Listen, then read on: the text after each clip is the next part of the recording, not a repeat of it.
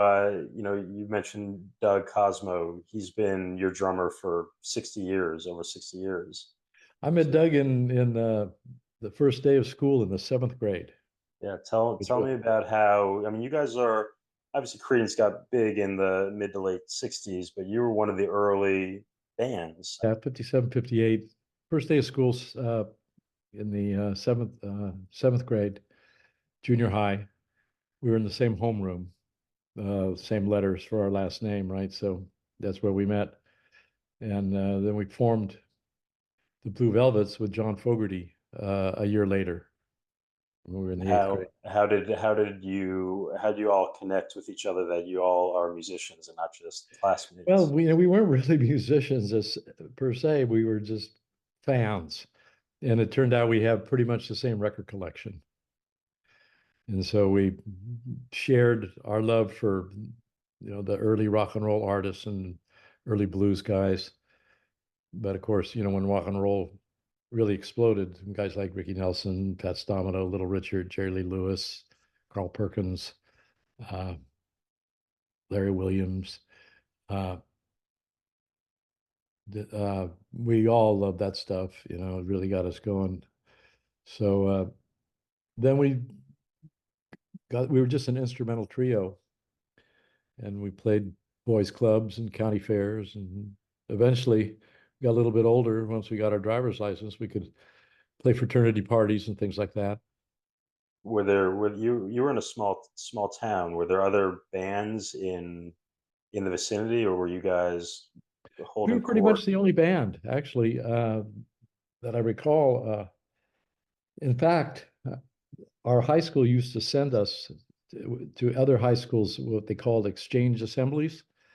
And we would go represent El Cerrito High. We'd go play at Alameda High or Encinal High or Richmond High, one of the other local high schools, and entertain them for their assembly. Their student once a week, once a month.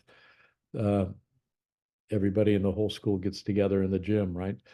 And so we got to take the whole morning off to go do that, and then we got the afternoon off. So it was paying off That's a early. pretty sweet deal. Yeah, it was paying off early. But though there really weren't any other bands in in our age group uh, around that we were aware of. I mean, when by the time the Stones and the Beatles arrived, everybody had a band, or wanted to be in a band. You guys were Uh, veterans by that time. yeah, seasoned veterans. But we've been playing. We learned how to play together. We learned our instruments at the same time, and we sort of developed early on developed a sixth sense. Where we could we just felt where what each other was going to do, and it made putting it together when we actually played. It sounded more professional, even though we weren't.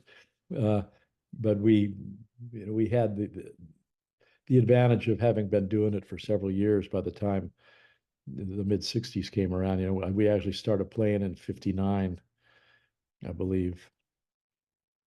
I think we made our first recording in 1959, actually.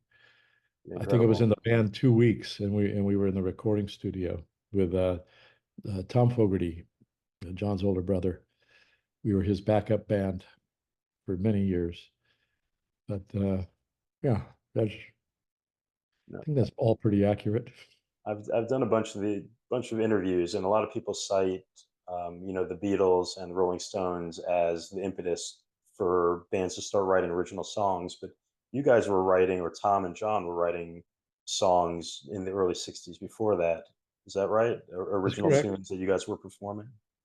Was that a unique element in the music scene from your perspective?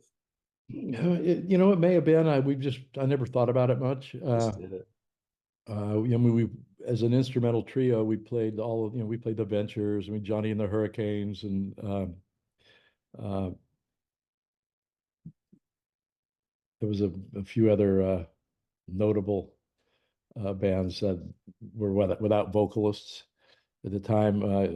Blink Ray was an artist that uh, did instrumentals, and instrumentals could become a pop hit too. I mean, most of popular music, as I recall, back in the 50s, was sort of popified country.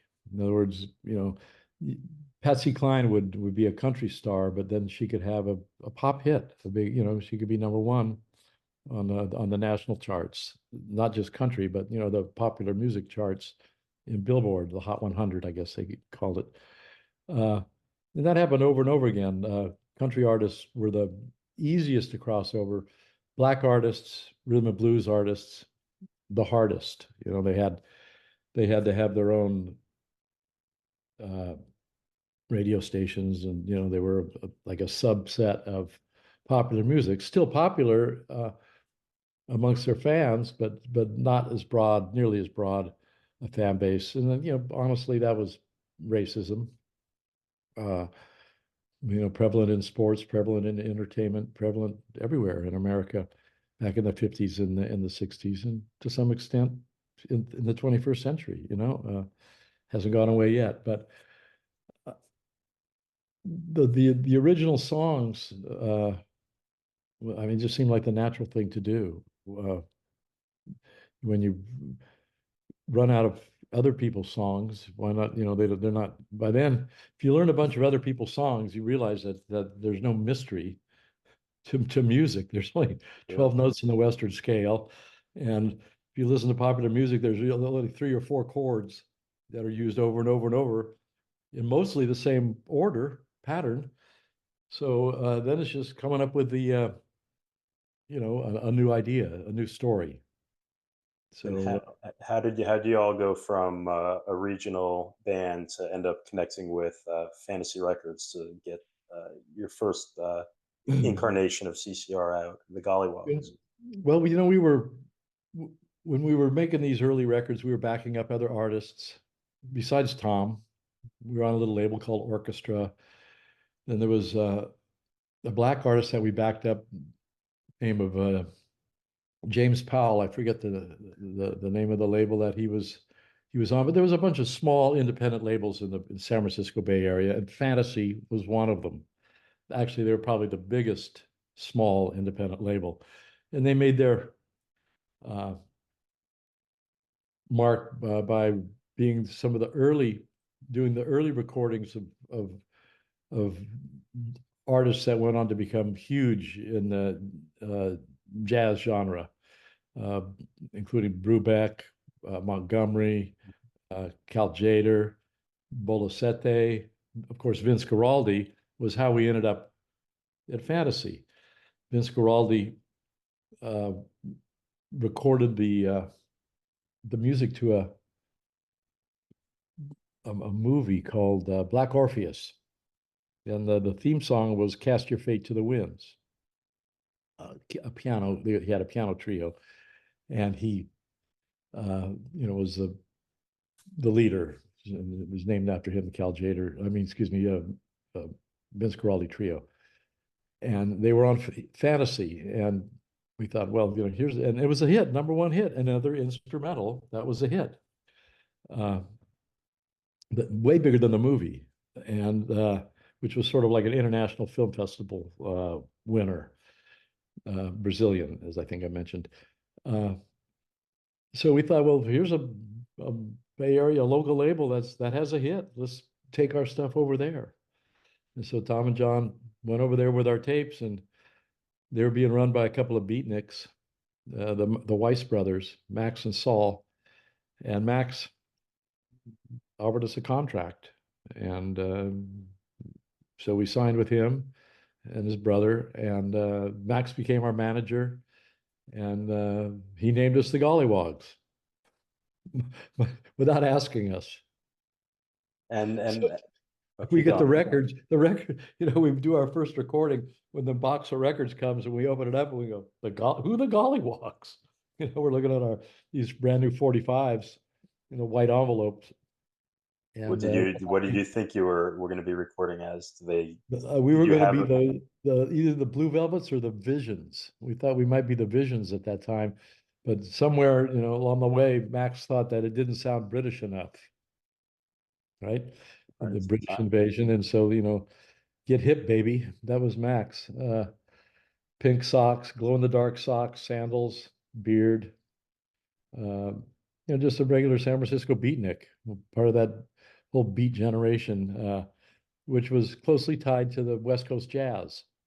Uh, and so we ended up on Fantasy. And after he sold the company uh, to Saul Zaentz and some partners of his, Saul offered us a contract and offered to buy John an amp. So he said, sure. Nobody else is offering us any. We never got any other offers. It's not like there was a big, bidding war. Uh, we took the contract. The guy said, hey, your dad's a lawyer. Let's see what he thinks. And so I took the contracts to him, and he looked at him and he says, fuck, I don't know. I'm not in the music business, but I can tell you one thing. I don't see any other offers for you guys. So if you really want to make records, this is the deal that you have to take. And so it was our decision to at least, take the leap, regardless of the terms of the deal, which weren't great, but they're roughly equivalent to the same deal the Beatles signed. An entry level, low royalty rate. They take your publishing, uh, that kind of a deal. And so there we were. We were in showbiz.